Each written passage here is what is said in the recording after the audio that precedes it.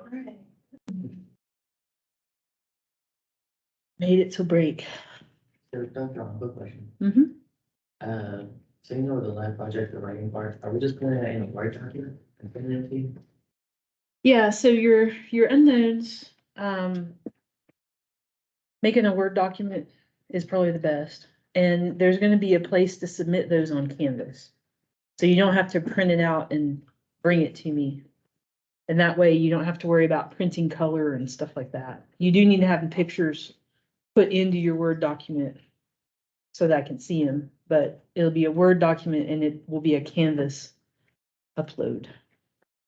And then as soon as you turn those in, well, when you turn those in by whatever deadline, and I think it's at 5. Let me see.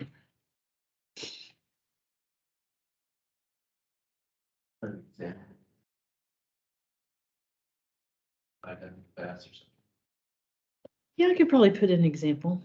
I mean, I got really like, know I did how to start it. Yeah, because I'm not real specific on what format you guys have to use. Just wondering if I could pull it out. Let's see. Let me first check what time those are gonna be due. The writing part is like over, like a break. Mm-hmm.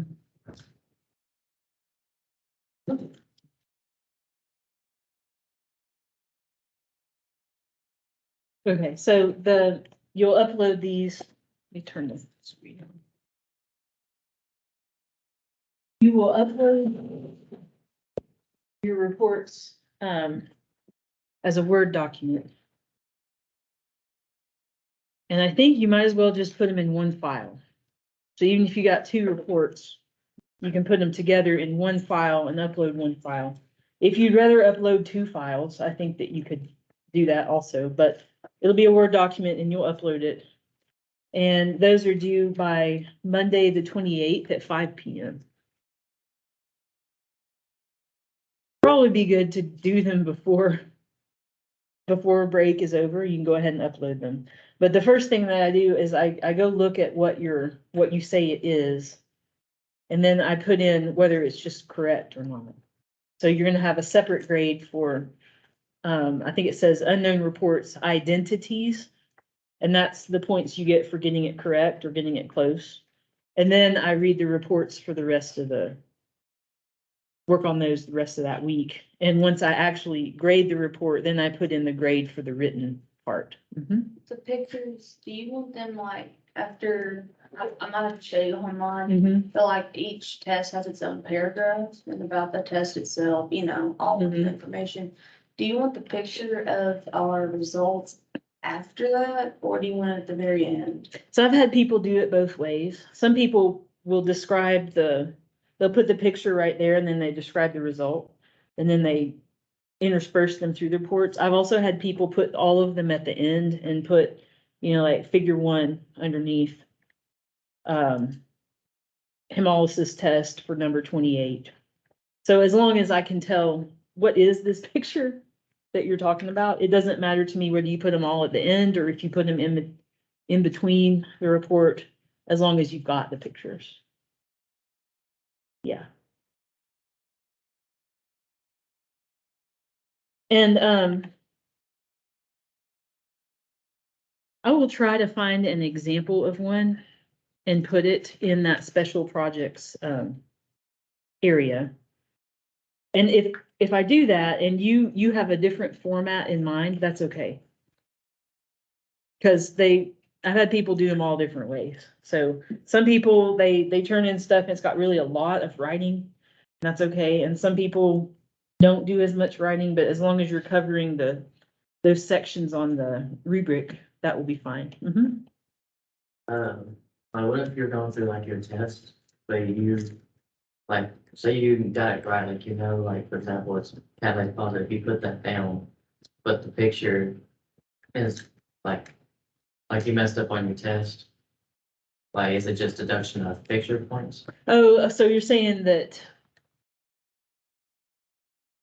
I'm trying to make sure I'm got correct what you're saying. So you're saying that you did a catalase test, but you don't have the picture for it? Or the picture shows the opposite, or? I have a picture, but it's not like accurate because I guess when I did it, I waited too long on mine. Yeah, Uh, so for all the tests, the one that you don't have to show is catalase. Because sometimes it's over so fast that you couldn't get a picture. Yeah.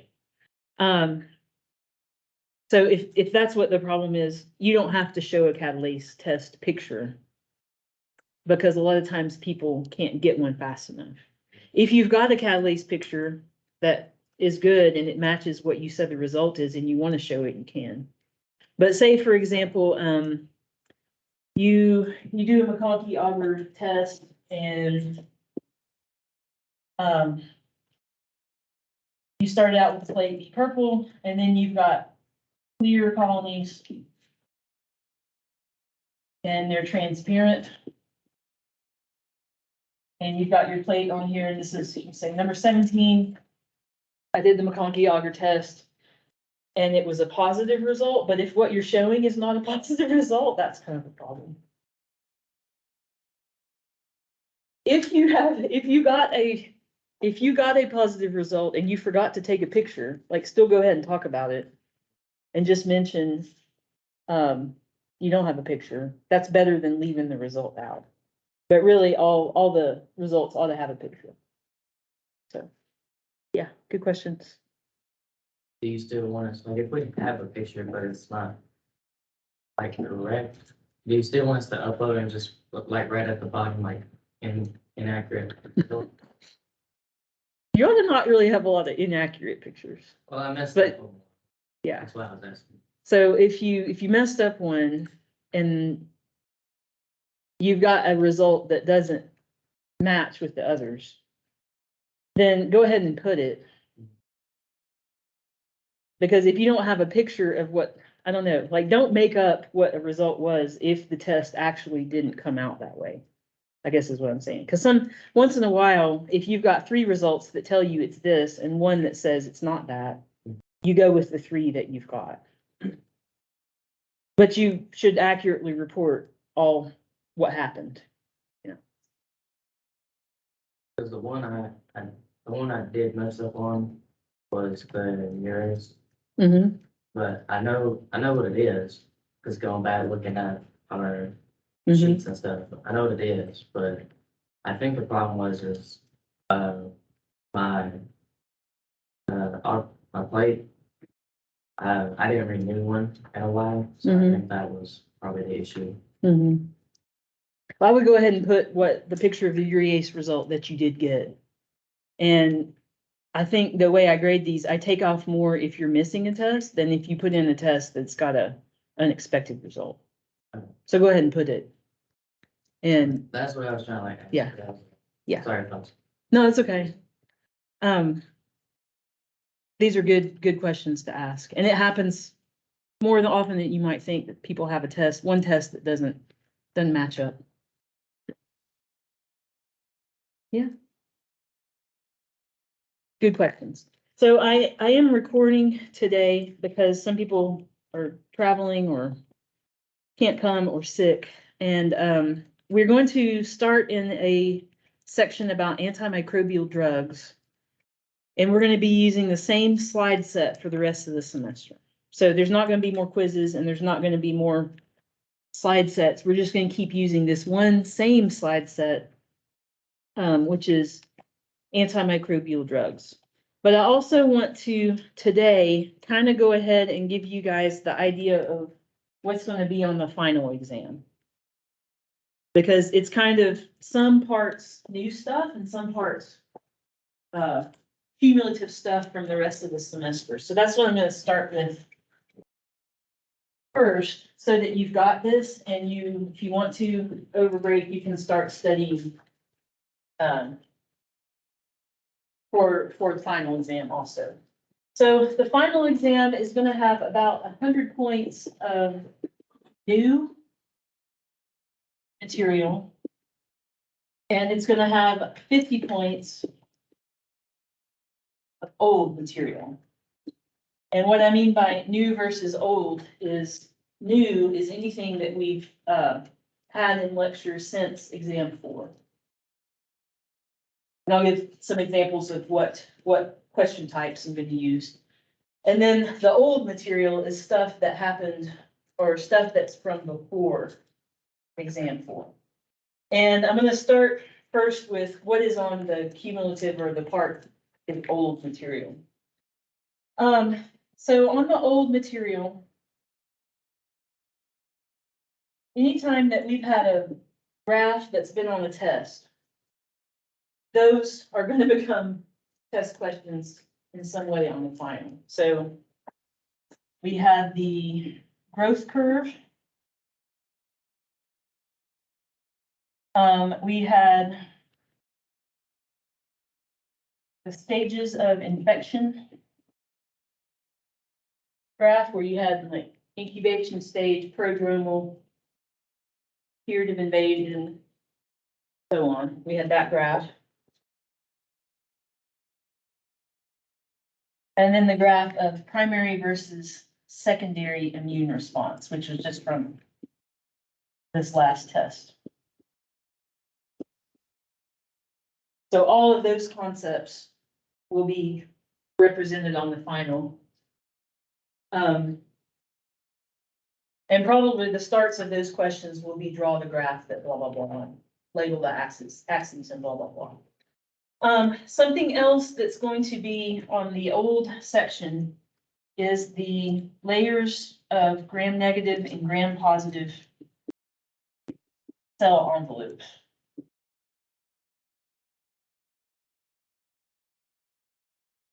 So be able to draw those layers of cell envelope. Is it thick peptidoglycan? Is it thin peptidoglycan? Outer membrane and so on. So there will be that. There are also some questions about bacterial and viral structures. Like, what are their parts? Parts of bacteria, the parts of viruses.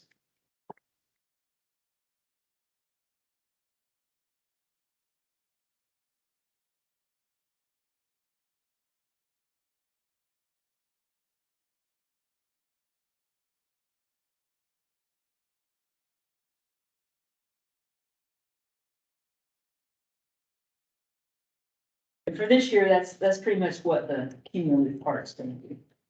I'm doing some changing of what I've done in the past, but this stuff is kind of some really big, real important things that I want you to remember long term. And it's gonna be about 50 points worth of that on the final. This section, there's no multiple choice. It's just fill in the blank, draw the thing type of questions.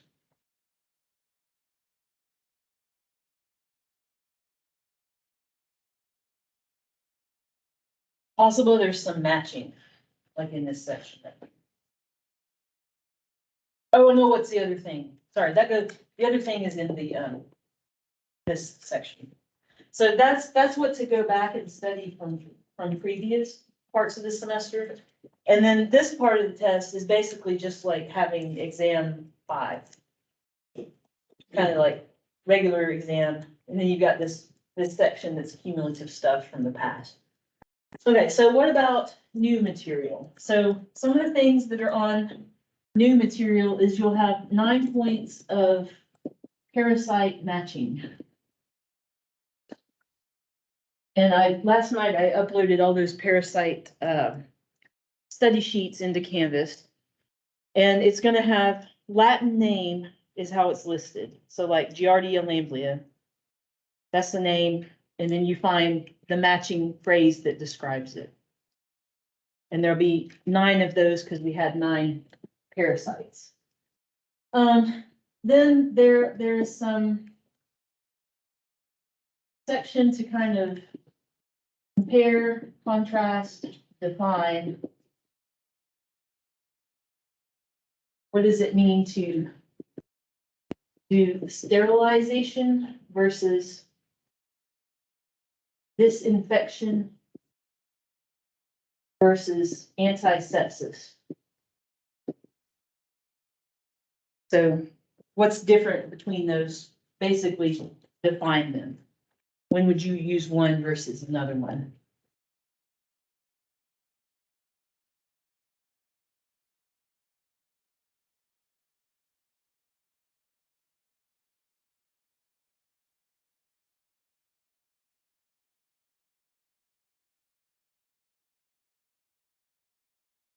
Another big question on the final is there's a question and at the top of it has a word bank of physical and chemical methods, like autoclave, UV radiation, filtering, desiccation, halogens, stuff like that. So out of those two lectures, here's a bunch of methods and they're in a word bank. And then there's questions underneath that ask you which ones of these blah, blah, blah. Like which ones of these do sterilize? Which ones of these can you use on a person? That kind of thing. So word bank and then there's short answer questions about those. There are some microbial control scenarios.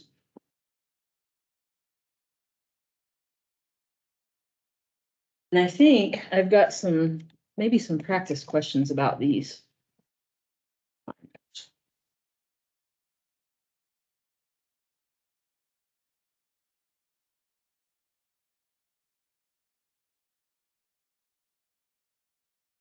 Oh, here we go. Final exam practice questions. Oh, great. I haven't looked at these in a while. So this is an example of the word bank and then the practice questions. I think for this test, we will have some more. With this new book, I've put some new things like desiccation was one I remember, and there might be more than just this in the list, but you got a word bank list and then some questions like this.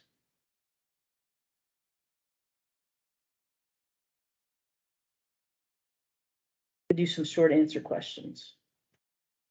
And then these other practice questions are the scenarios. So I give you, I think on the final, it's 3 scenarios, and I ask you to choose some kind of method to use to sterilize or disinfect or do antisepsis in this situation. And then you explain why you chose that. So these scenarios, you need to think about what's available in that scenario. The cost, the level of cleanliness needed.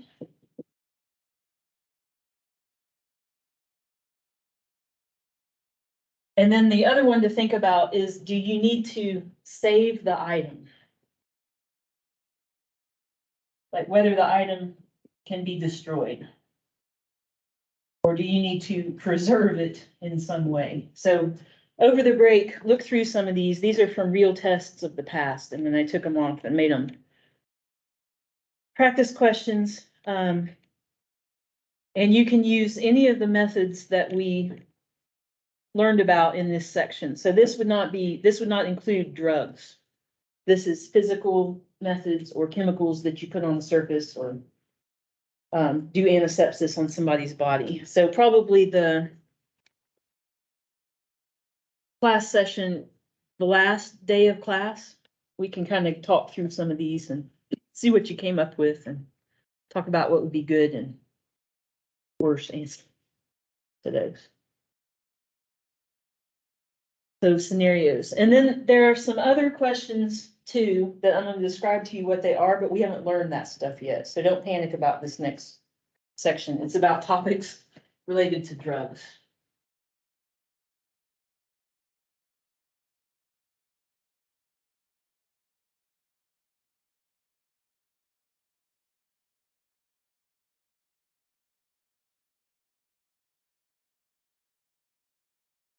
So what are the major modes of action of drugs?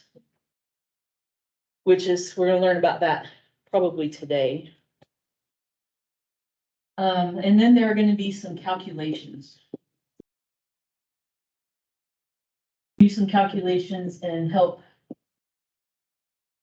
choose drugs using some concepts called MIC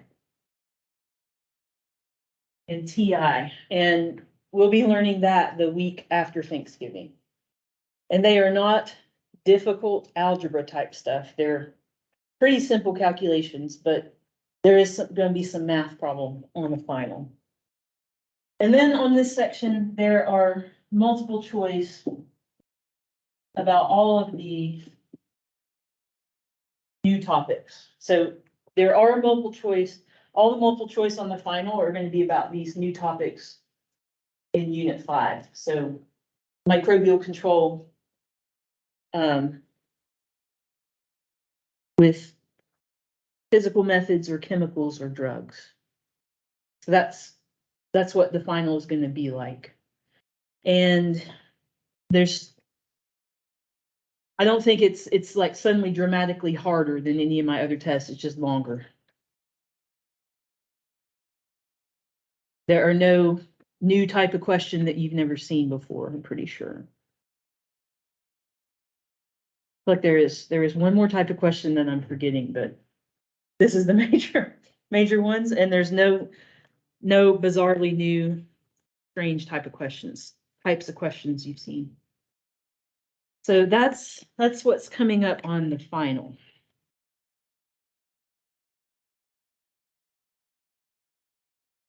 And now we'll start into this section about antimicrobial drugs.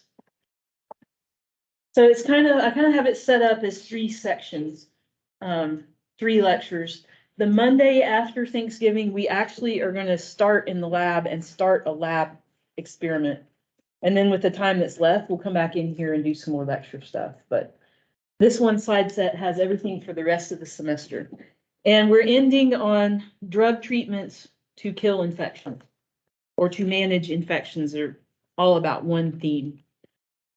And I really like how OpenStax mentions non-Western societies in their ancient medicine figured out a lot of helpful things about treating infections by natural remedies that we later figured out, oh, that's the start of an antimicrobial drug. The person in the West that had probably the most fame for discovering the actions of a particular antimicrobial drug is a doctor named Alexander Fleming. This is him right here. And he made some early discoveries about the action of penicillin.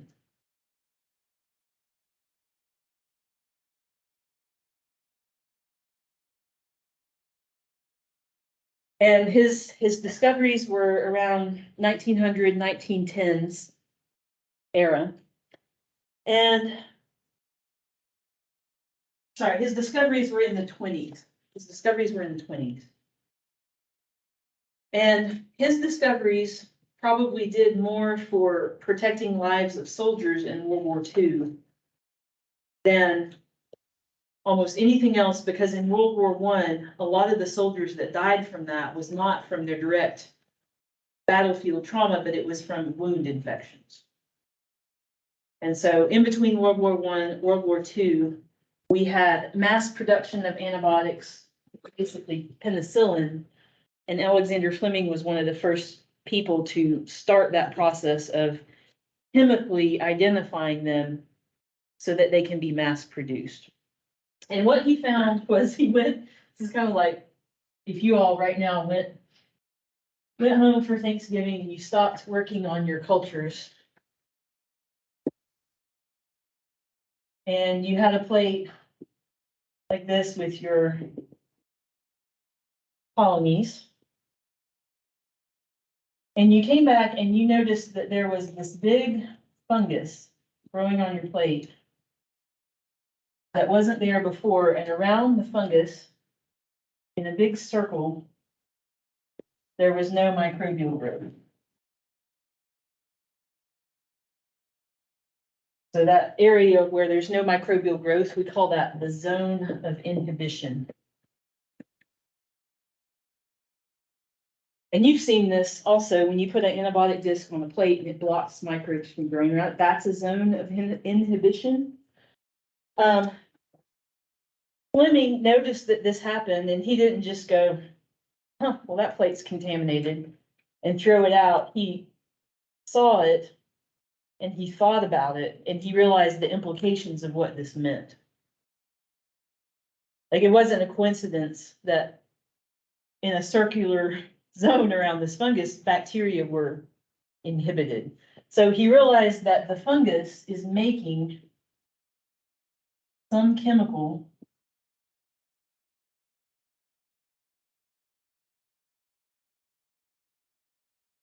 that inhibited bacteria. And that's not what he was trying to work on. That's not the purpose of his research, but he kind of turned his attention to this and started investigating it. And it turns out